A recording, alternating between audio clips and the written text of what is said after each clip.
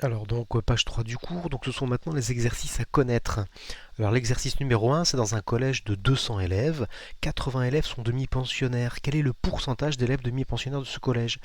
Et donc pour faire ça, donc on est bien sûr alors des élèves qui sont en totalité, c'est-à-dire le total des élèves, et donc on est bien sûr ici 200 élèves en tout, et parmi ceux-là, en fait, il y a des demi-pensionnaires.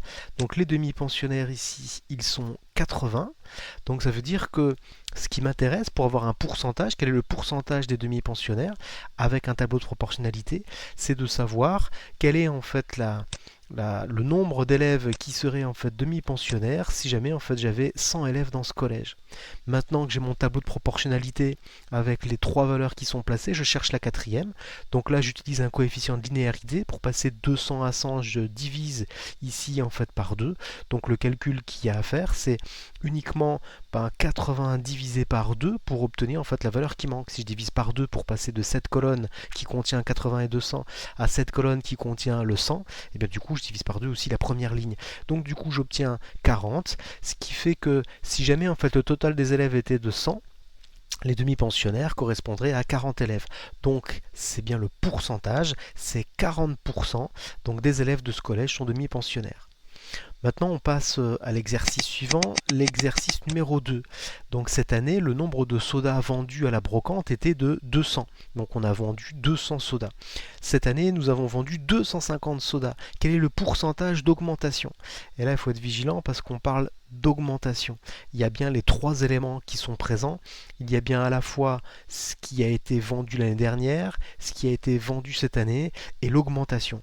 Donc on est bien sur les trois éléments, il va falloir faire un choix, on ne pourra pas tout conserver. Alors c'est pour ça en fait que j'ai fait ce premier calcul, c'est-à-dire que 250 moins 200, on est sur 50. On a vendu 50 sodas de plus.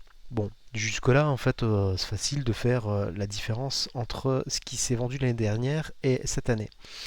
Maintenant, j'ai fait une ligne, un tableau de proportionnalité, les sodas vendus l'année dernière, il y a un an. Eh bien, il y a un an, là, c'est marqué 200, 200. Ok. L'augmentation, ici, en fait, elle est de 50, l'augmentation. Donc l'année dernière, j'en avais 200. Il y a eu une augmentation, en fait, de 50.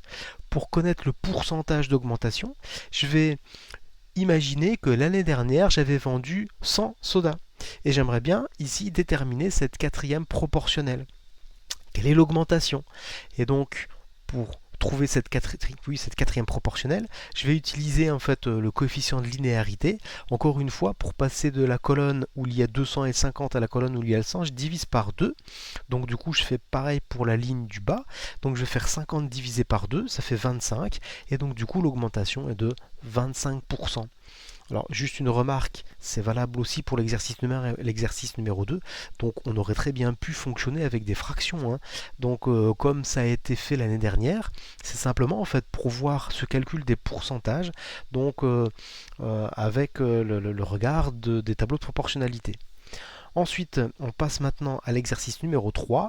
En quatrième A, 8 élèves ont les yeux bleus. En quatrième B, 12 élèves ont les yeux bleus. Les quatrième A sont 27, les quatrième B sont 23.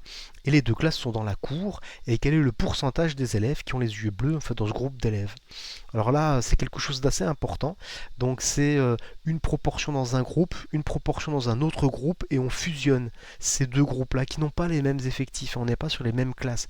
Alors vous allez voir que cet exercice qui peut paraître compliqué, en fait il n'est pas si simple que ça si on le voit de manière très simple. Alors, donc quand je dis de manière très simple, c'est-à-dire avec des nombres, tout ce qui est le plus facile. Donc, premier calcul que j'ai pu effectuer, c'est 8 plus 12 est égal à 20. Et puis 27 plus 23 est égal à 50. C'est-à-dire qu'en gros, il y a 50 élèves dans la cour, parce que j'ai mélangé en fait les deux classes, et il y a 20 élèves en tout qui ont les yeux bleus.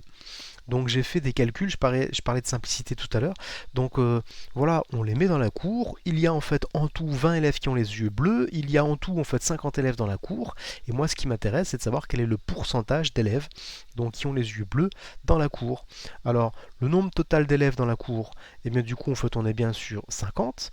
Les élèves qui ont les yeux bleus, on en a 20 qui sont en fait dans la cour, et comme je veux un pourcentage, c'est si jamais en fait il y avait 100 élèves dans la cour, combien auraient les yeux bleus? Pour ça, j'utilise encore une fois la technique du coefficient de linéarité. Je multiplie par 2 pour passer de la colonne où il y a le 20 et le 50 à la colonne où il y a le 100. Donc sur la ligne du bas, ça veut dire que je vais faire pareil pour la ligne du haut. Je multiplie mon 20 par 2 et j'obtiens 40. Ça veut dire que 40% des élèves qui sont dans la cour ont les yeux bleus.